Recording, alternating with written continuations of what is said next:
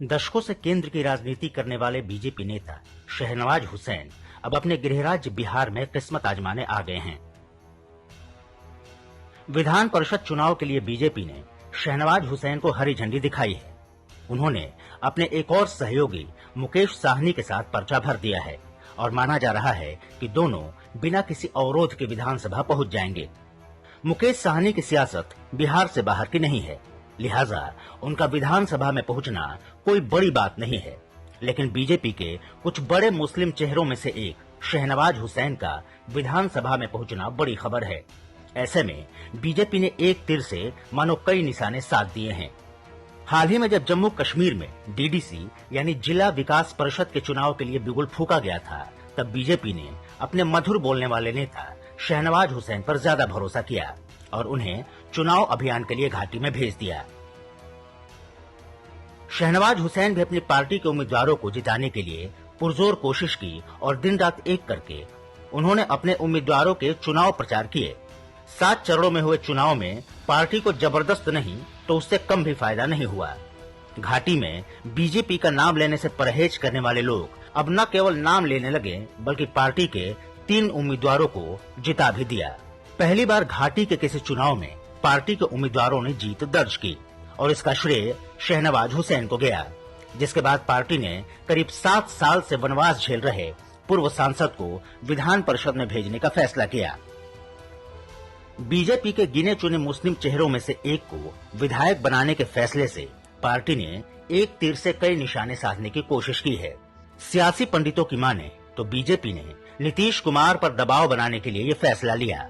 Nitish Kumar BJP के अनुकंपा से भले ही मुख्यमंत्री बन गए हों, लेकिन चुनाव के दौरान जिस तरह से लोग नीतीश से खफा नजर आए, ऐसे में बीजेपी ने अपने पार्टी के अंदर सुशासन बाबू के विकल्प तलाशना शुरू कर दिया है और इन्हीं विकल्पों में से लग रहा है कि शहनवाज हुसैन को एक विकल्प के तौर पर देखा जा रहा है।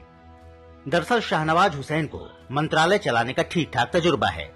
अटल बिहारी की सरकार में वो 1-2 नहीं बल्कि कई मंत्रालय का कार्यभार संभाल चुके हैं और तो और सबसे कम उम्र में कैबिनेट मंत्री बनने का रिकॉर्ड भी उन्हीं के पास है। एक तो मुस्लिम चेहरा, दूसरे मृदभाषी, तीसरा काम करने का जुनून और चौथे पार्टी के वफादार। यानी कई ऐसी खूबियां हैं जो शहनवाज हुसैन को कईयों से अलग करती हैं और बीजेपी ने इन्हीं खूबियों को देखते हुए सियासी शतरंज पर घोड़े के तौर पर उन्हें चला है। आपको बता दें कि शतरंज के बोर्ड पर ज्यादातर चालें सीधी या फिर तिरछी चली जाती हैं, लेकिन घोड़ा एकमात्र ऐसा मोहरा है जो 2.5 घर चलता है और बीजेपी ने शहनवाज को केंद्र से बिहार की सियासत में लाकर 2.5 घर चल दिया है। यानी सुशासन बाबू के साथ साथ बीजेपी आरजेडी को भी घेरने की जुगत में लग गई है। दरअसल शहनवाज हुसैन अल्पसंख्यक हैं और सीमांचल में उनकी ठीक ठाक पैठ है। वे किशनगंज से सांसद भी रह चुके हैं। ऐसे में बीजेपी की नजर सीमांचल इलाकों के मुसलमानों पर खास तौर पर है।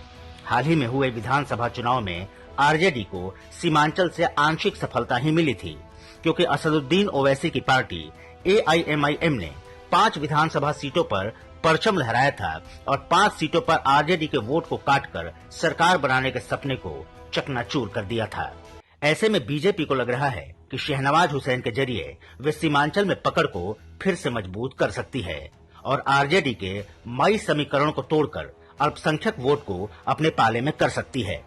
मुस्लिम यादव समीकरण को तोड़ने के लिए बीजेपी ने नित्यानंद राय को प्रदेश अध्यक्ष बना दिया था, जिसका फायदा लोकसभा चुनाव के दौरान देखने को मिला था। एनडीए के 40 में से 39 उम्मीदवारों ने जीत का परचम लहराया था। विधानसभा चुनाव के दौरान भी नित्यानंद राय ने जमकर पसीना बहाया था और अब प्रदेश की राजनीति में शहनवाज को लेकर बीजेपी ने अल्पसंख्यक पर डोरे डालने शुरू कर दिया है। खबर है कि विधायक बनने के बाद शहनवाज को अच्छा मंत्रालय दिया जाएगा। माना जा रहा है कि उन्हें गृह मंत्रालय या फिर पीडब्ल्यूडी मंत्रालय दिया जा सकता है और फिर आने वाले दिनों में नीतीश के विकल्प के तौर पर उन्हें संवारा जाएगा। यानी बीजेपी अपने ऊपर लगे अल्पसंख्यक विरोधी होने का ठप्पा खत्म करना चाहती है। वैसे भी फिलहाल नीतीश मंत्रिमंडल में एक भी मुस्लिम मंत्री नहीं है, क्योंकि जेडीयू कोटे से एक भी मुसलमान ने जीत दर्ज नहीं की है। ऐसे में शहनवाज हुसैन के मंत्रिमंडल में आने का चांस काफी बढ़ गया है और शहनवाज के मंत्री होने के बाद बीजेपी ये बताने की भरसक कोशिश करेगी कि उनकी पार्टी अल्पसंख्यक विरोधी नहीं है। साथ ही बीजेपी की नजर बंगाल चुनाव पर भी है। शहनवाज हुसैन को बंगाल चुनाव में भी लगा दिया गया है। ऐसे में उनके मंत्री बनने से बीजेपी इसे बंगाल में भुनाने की भरपूर कोशिश करेगी।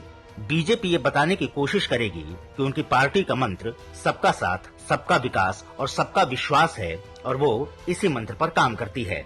बंगाल में अल्पसंख्यक वोटर्स का अच्छा खासा तादाद है और बिहार के सीमांचल इलाकों से बंगाल के कई जिले मिलते हैं। ऐसे में शहनवाज को बिहार लाकर मंत्री बनाए जाने से बीजेपी को फायदा हो सकता है। इसमें कोई शक नहीं कि बिहार जैसे महत्वपूर्ण राज्य में बीजेपी की चेहरा विहीन राजनीति भविष्य की संभावनाओं को धूमिल कर रही थी। ऐसे में केंद्रीय नेतृत्व ने नौजवान, सुलझे और सर्व स्वीकार्य चेहरे को बिहार भेजकर एक तीर से कई निशाने साधे हैं। इनमें से एक बीजेपी की मुस्लिम विरोधी राजनीति के प्रचार पर हमला भी है। यानी कुल मिलाकर कहे तो बीजेपी ने शहनवाज को लेकर न केवल नीतीश बल्कि आरजेडी और बंगाल चुनाव को साधने के जुगत में लगी हुई है, जिसका फायदा बीजेपी को होने की उम्मीद है।